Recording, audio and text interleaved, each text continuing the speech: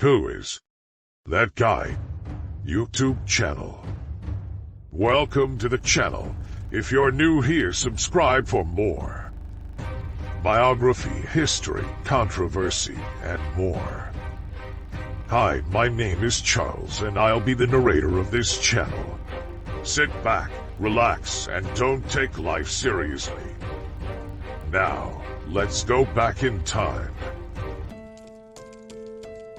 Who is that guy named Jesus? Jesus Christ was born around 6 BC in Bethlehem. Little is known about his early life, but his life was full of mystery, miracles, controversies, and surprises that will make you think twice about knowing this guy. Most of what we know of Jesus is told through the 4 Gospels written by Matthew, Mark, Luke, and John. The Bible said that Jesus was born of a virgin mother named Mary, and known to many that Joseph is his father, who is a humble carpenter. Jesus' lineage can be traced back to the house of David. David, if you are not familiar, is the boy who beats Goliath, and later became a king. He was also known to some religions as a prophet of God. According to the Gospel of Luke, that a 12-year-old Jesus had accompanied his parents on a pilgrimage to Jerusalem, and later became separated from them. Many have seen him going to the temple for several days, talking to some of the elders in Jerusalem. According to the New Testament, there are traced references of Jesus working as a carpenter while he was still a young adult. Some experts believe that he began his ministry at age 30 when he was baptized by John the Baptist, who, upon seeing Jesus, declared him the Son of God. The exciting journey of Jesus started when he went to the Judean desert to fast and meditate for 40 days and nights. Makes me wonder why his modern followers don't practice fasting anymore.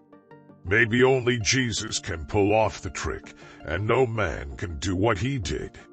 Now, let's go back to the time when the devil appeared and tempted Jesus 3 times. Like the devil turned stone into bread, trying to test him if the angel will save him if he jump off the mountain, and offer him all the kingdoms of the world. All 3 times, Jesus rejected the devil's temptation and sent him off. One thing I noticed here is if Jesus is the Son of God, why does the devil offer him the kingdoms of the world? That doesn't make sense. I mean, if you are a god, you practically own everything. Now I'm thinking so hard about Jesus' divinity. We all know that Jesus makes of miracles like healing the sick, turning water into wine, performed an exorcism, and the most spectacular one is raising the dead. Or probably the guy Lazarus was just in a state of coma. Now every good thing must come to an end, and that includes the life of Jesus. On the Last Supper, Jesus, together with his disciples, ate their last meal together. Later he was betrayed by Judas Iscariot, and Jesus was captured. Pontius Pilate sentenced Jesus to death in crucifixion, and we know that he died on the cross and was resurrected. But did you know that there's this other version of the story?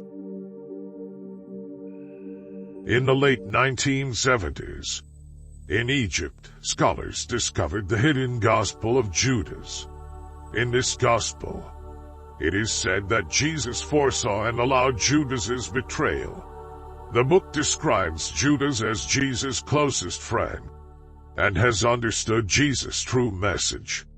Jesus even said to Judas, "Judas, you will exceed all of them, for you will sacrifice the man that clothes me." One scholar believes that Jesus finally wants to free himself with his human body and fulfilled his duty, and he prefers it to be done by a friend rather than by an enemy.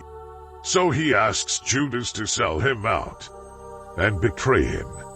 It may appear like treason to many, but to Jesus, it is not. According to the scholar in the book of Judas, the word Christ and salvation were never mentioned. This is an interesting find if you ask me. Now, let's move on to the other findings.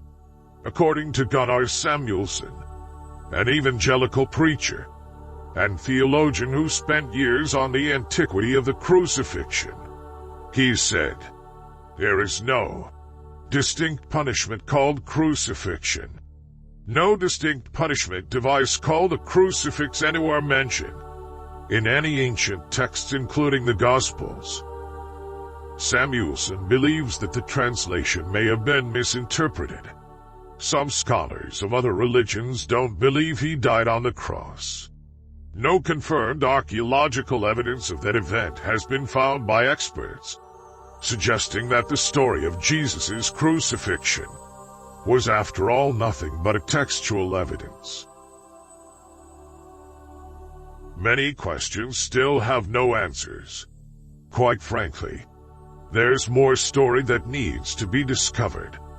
But one thing is certain. Jesus' divinity is quite perplexing to some degree. On one hand, you can see his human attributes, and on the other hand, he performs miracles that are quite impossible to do even up to this day. Now, I'm asking you, is Jesus the Son of God?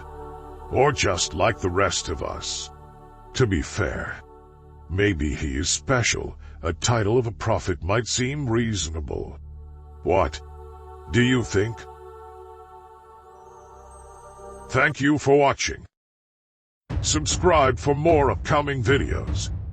Goodbye.